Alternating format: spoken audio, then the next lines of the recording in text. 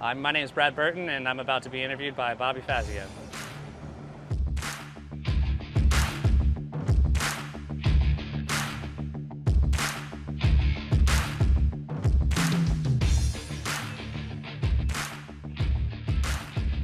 All right, back here at the 2022 NHRA 4-Wide Nationals, Las Vegas, Nevada.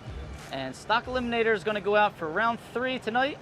Brad Burton here, two-time former world champion. He's got this awesome 1972 Firebird, and we're going to talk to him about it. So, Brad, how you doing, buddy? Good, good. Thanks for having me, and thanks for being out here in beautiful Las Vegas on a sunny day. Like I said, we're waiting here for third round a little later tonight after the pros, and hopefully be able to take the car out on Sunday. That's always all of our goals here at national events. So Absolutely, in front of the crowd. So, Brad, this is a 72 Firebird. What's the engine combination and horsepower factor? yes, it's a 455 HO. They built the HO in 71 and 72. Originally rated from the factory at 300, now rated at 352. Claim it as a ram air for that, so I can get it down into D. Like I said, that's kind of the cool thing about this combination is they came with a ram air, a non-ram air factor, so I could run it either way. So if I decide to run it non-ram air, I can actually run it in E, F, and G. But obviously it's always better to go a little faster, especially in today's world of Stock Eliminator with all the new cars. Anytime you can either be being chased a little bit less or chasing a little bit more, it's a good thing. So then if you're in D-Stock automatic now with that horsepower rating, what's your minimum weight? 3510. Yep. 3510, that's pretty heavy. Yeah, she's not a lightweight, but thankfully got the Torque Monster 455 to kind of pull it, and no, it does pretty well for what it is, and you know, we've ran this car for a long time. Said I got this when I was 14 years old, 13 around there for Christmas. Actually, it was a Christmas present for my dad. Did not look like this. It was a little more rusted out, still red. Had a 350 Chev in it. Some guy used to bracket race up in Denver, and yeah, we were going to restore it. It was going to be my first car, take it to high school type of thing. And for those that know, Denver usually isn't too good in the wintertime for snow. So about that time, I said, hey, between the snowy weather and, you know, jerk kids at high school wanting to key it and scratch it, you know, why don't we make it a race car? And I think my dad let out like the biggest, like, kind of excited sigh, but at the same time, like, it's the last thing I want you to say is that you wanted to go racing, because we all know what a time and money commitment this all is. So one car turned to two cars, and I think I debuted this thing when I was 17. So Now, does Dad build the engines? yes, Dad does all the engine building, has ever since the beginning. So like I said, he owns a dyno that he bought. I mean, that's probably over 10 years ago. That was at our machine shop. So it's been a very useful tool for us, and like anything else, for anybody who knows that has a fast car, especially in the older style of stock, it doesn't happen overnight. So I mean, I had plenty of years where, you know, 50, 60 under car, and then all of a sudden you make headway and it's 70, 80 under, and you just keep pushing, R&D, testing, etc., and it gets to where it needs to get. So we really kind of pride ourselves in the performance aspect of it, and also the durability and consistency, because it's so hard to win these days. You need a good, consistent, reliable vehicle. Oh, definitely. And yeah, to compete in the older muscle, it's definitely getting to be a challenge.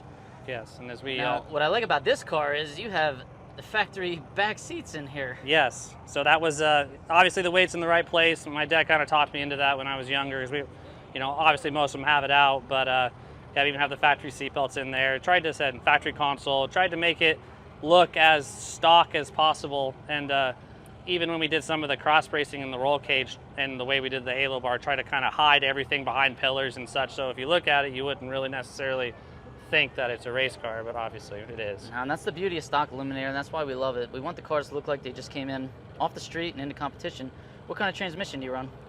Metric 200. So and actually Leo does all of our transmissions. And that's Leo Glassbrenner out of California. He's Rimac transmissions, correct? Yes. All right, and then what kind of rear do you run in the Pontiac? It's so it's a 12 bolt, and it's got a 411 because it's a torque monster. So people always laugh at me because, you know, they'll hear the thing down there like, what are you turning for RPM down there? I'm like, you know, 63, 6400. Like it's just I said, it's a big old happy diesel torque monster, and it's actually impressive. I mean, when we first started doing these things back then, I mean, you know, they made peak power at like 54, 5500. So again, through constant R&D and such, we finally have gotten that up a little bit more respectable to say. But the good thing about that is that they live. You know, we try to go every other season now on engine builds, and I think I had one from a couple years ago. I had over 400 passes on it and took it apart, and bearings, everything was perfect. Wow. So it's there is pros to not turning these things at $8,000 like a lot of these guys do. Wow, that's great.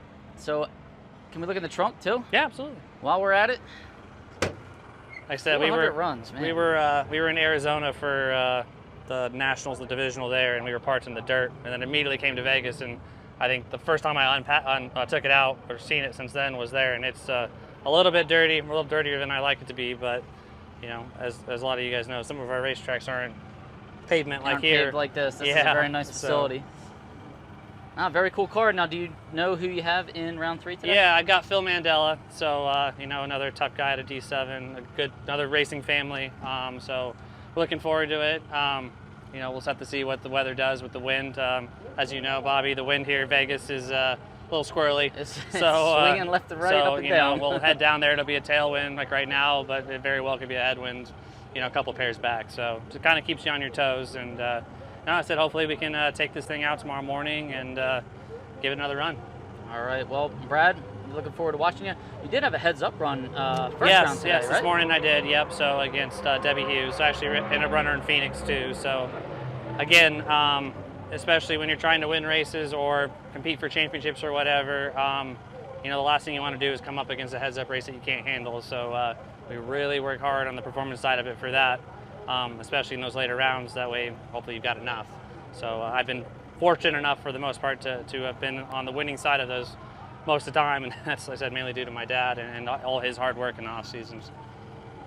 It's really paying off. Yes. Excellent. All right. Well, good luck to you in third round, Brad, and we look forward to seeing you out there. And good luck next weekend. Are you going to stay for the race next weekend? Yep, I'll be here for the doubleheader, and then after that we'll head back. I'm from Washington, so head back for some of our Division 6 stuff. And like I said, keep swinging. So thanks, Bye, for having me. I appreciate it. Thanks for being out here. All right. Take care.